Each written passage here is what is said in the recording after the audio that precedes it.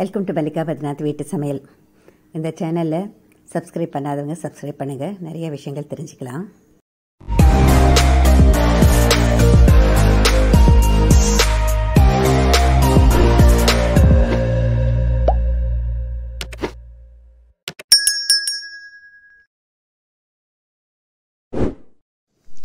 Stuffed வெங்காயக்கறி இது எப்படி பண்ண சொல்லிட்டு பார்க்கலாங்க.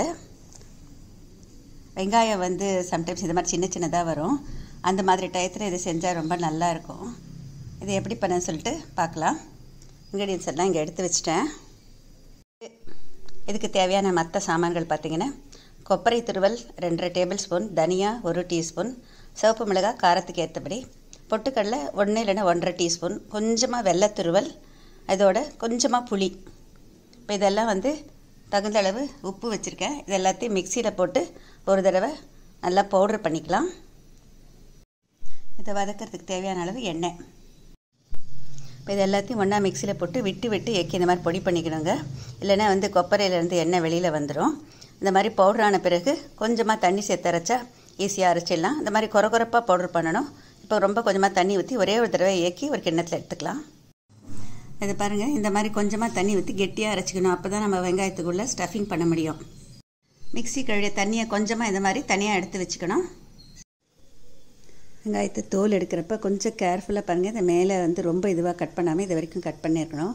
ரொம்ப ஃப்ளாட்டாக எடுத்துடக்கூடாது, கூராக இருக்கிற மாதிரி. இதில் பாதி வரை இந்த மாதிரி ஸ்லிட் ஆகணும். பாதி வரைக்கும் கட் பண்ணிடணும். இப்போ இதுக்குள்ளார நம்ம அந்த ஸ்டஃபிங்கை போட்டு ஸ்டஃப் பண்ணி வைக்கலாம். கெட்டியாக அரைச்ச மசாலாவை இப்போ வெங்காயத்துக்குள்ளார ஸ்டஃப் பண்ணணும்.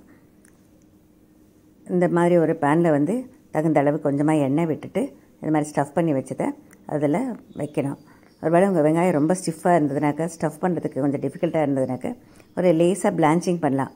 கொஞ்சம் இளம் சூடான தண்ணியில் ஒரே ஒரு செகண்ட் போட்டு எடுத்துகிட்டு கோல்ட் வாட்டரை போட்டு எடுத்துருங்க. ரொம்ப நேரம் வைக்காதீங்க. அப்போ கொஞ்சம் லேசாக சாஃப்டாகும். அப்போ உள்ள ஸ்டஃப் பண்ணுறதுக்கு முடியும். ரொம்ப நேரம் வச்சிட்டிங்கன்னா வெங்காயம் தனித்தனியாக உதிர்ந்து வந்துடும். அந்த மாதிரி பண்ணக்கூடாது. அதனால் உங்களால் முடிஞ்சதுனாக்கா இந்த மாதிரி ஸ்டஃப் பண்ணிவிட்டு மீதி இருக்கிற மசாலா இந்த மாதிரி மேலே தூவிடுங்க. பொதுவாக இந்த மாதிரி மசாலா ரொம்ப டேஸ்டியாக இருக்கும். நீங்கள் பொடி ஜாஸ்தி இருந்தாலும் அதை கொஞ்சம் நிறுத்திடலாம். இப்போ இதில் மிக்ஸி கழுவின தண்ணியும் சேர்த்துக்கலாம். இந்த மசாலாவை நீங்கள் வேறு எதுக்கு ஸ்டஃபிங்க்கு கூட யூஸ் பண்ணலாம். பீர்க்கங்காய் ஸ்டஃப் மசாலா பண்ணலாம், இல்லை நம்ம கத்திரிக்காய் மசாலாவுக்கு பண்ணலாம். கொஞ்சம் வித்தியாசமான டேஸ்ட் இருக்கும். க்ரீன் கலர் கத்திரிக்காய் இருந்ததுனாக்கா அதில் கூட ஸ்டஃப் பண்ணலாம். இந்த பேசிக் மெத்தட் மசாலா மட்டும் ஞாபகம் வச்சுக்கோங்க. நீங்கள் எந்தெந்த வெஜிடபிளுக்கு வேணாலும் அந்த மாதிரி ஸ்டஃப் பண்ணி யூஸ் பண்ணிக்கலாம்.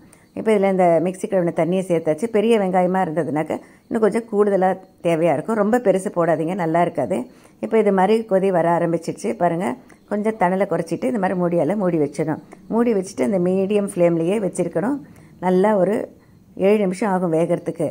இப்போ இதை மத்தியில் ஒரு தடவை திறந்து விட்டுட்டு பாருங்கள். பார்த்துட்டு கொஞ்சமாக இதை எப்படியே இடத்த மாற்றி விடணும். நல்லா கலந்து விடணும். அதாவது ரொம்ப கலந்து விடக்கூடாது, லேசாக இப்படி கலந்து விடணும். திரும்ப மூடி வச்சிடணும். அப்பப்போ திறந்து பார்க்கணுங்க.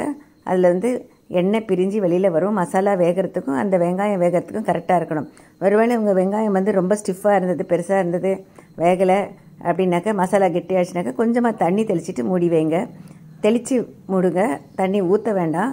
தெளிச்சிட்டு மூடினாலும் போதுமானது. இந்த மாதிரி கொஞ்சம் கலர் மாறணும், நல்லா டிரான்ஸ்பரண்ட்டாக வரணும். அந்த அளவுக்கு நம்மளுக்கு பார்த்தாலே தெரியும், கையில் தொட்டு பார்த்தா தெரியும். இப்போ இந்த மாதிரி லேசாக கலந்து விட்டுட்டு நம்ம மறுபடியும் மூடி வச்சிடலாம். இன்னும் கொஞ்சம் நேரம் வேகணும். இது பாருங்கள், அந்த எண்ணெய் பிரிஞ்சு வர ஆரம்பிச்சிச்சு. ஆனால் இன்னும் கொஞ்சம் வேகணும். அதனால் இப்போ மறுபடியும் மூடி வச்சுருக்கேன். மூடியை திரும்ப 5 நிமிஷம் கழிச்சிட்டு திறந்து பார்க்கலாம். இப்போ பாருங்கள், இது நல்லா வெந்துருச்சு. நல்ல மசாலா வாசனை வரும். வெந்த பிறகு பார்த்திங்கன்னா உங்களுக்கு அந்த பளபளப்பு தெரியும். நம்ம கையில் தொட்டு பார்த்தா அது லேசான அந்த சாஃப்ட்னஸ் தெரியும். அந்த அளவுக்கு இருக்கணும். ரொம்ப சாஃப்டாக ஆகிடக்கூடாது, அது குழஞ்சி போயிடக்கூடாது வெங்காயம். அது மாதிரி கரெக்டாக பண்ணணும். நீங்கள் அடிகனமான பாத்திரம் வச்சிங்கனாக்கா கொஞ்சம் ஈஸியாக இருக்கும். இப்போ இது பாருங்கள், நல்லா வெந்துடுச்சு. இந்த ஸ்டேஜில் அடுப்பை அணைச்சிட்டு, எப்போதுமே இந்த மாதிரி மசாலா செஞ்சாக்கா அடுப்பை அணைச்ச பிறகு கொஞ்சம் நேரம் அதுலேயே வச்சுடுவோம். ஆஃப் பண்ண பிறகு கொஞ்சம் ரூம் டெம்பரேச்சர் வர்ற வரைக்கும் வைக்கணும்.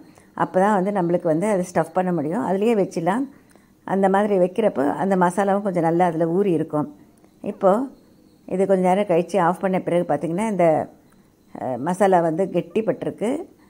ரூம் டெம்பரேச்சருக்கு வந்துருச்சு. நம்ம கை பொறுக்கிற சூடு இருந்தாலும் பரவாயில்ல. அந்த கொஞ்சம் வெங்காயத்தை பிரித்து அதுக்குள்ளார நம்ம வந்து இந்த வெளியே வந்திருக்கிற மசாலா வந்து ஸ்டஃப் பண்ணணும். ஸ்டஃப் பண்ணிவிட்டு இந்த மாதிரி வச்சிடணும். இது வந்து ரொம்ப டேஸ்டியாக இருக்கும். வெறும் சாதத்தில், சூடான சாதத்தில் கொஞ்சமாக நெய் விட்டு இந்த மாதிரி கறியெல்லாம் தொட்டுட்டு சாப்பிடுவோம் நாங்கள். அந்த மாதிரியும் செய்யலாம், இல்லை தயிர் சாதத்துக்கு தொட்டுக்கலாம். எப்படி செஞ்சாலும் நல்லா இருக்குங்க. வெறும்னா சாப்பிட்டா கூட ரொம்ப டேஸ்டியாக இருக்கும். ட்ரை பண்ணி பாருங்கள். உங்களுடைய ஃபீட்பேக் எனக்கு வந்து ரொம்ப இம்பார்ட்டண்ட். உங்களுடைய ஃபீட்பேக் எப்படி வந்ததுன்னு சொல்லிட்டு எனக்கு வந்து இந்த ஸ்டஃப்டு வெங்காய மசாலா கறி சப்பாத்திக்கு தொட்டுட்டு சாப்பிட்டாலும் ரொம்ப டேஸ்டியாக இருக்கும்.